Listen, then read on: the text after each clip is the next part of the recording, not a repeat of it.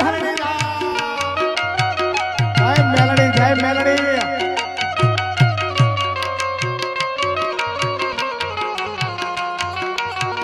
જયપાલસિંહ બાપુ મેલડી ઉપર એટલો ભરોસો છે એટલો વિશ્વાસ છે કે જગતના ચોકમાં એક આકલો કરે અને બાપુનું પાપણ ઈ પલમાં બંધ થાય નો થાય બંધ થાય નો થાય એની પહેલા તો મેલડી આવી પહોંચે ભલામણ એ ભગવતી જોગમાયા ના પરમ ઉપાસક છે એક આકલે હાજર થતા હોય બાપુ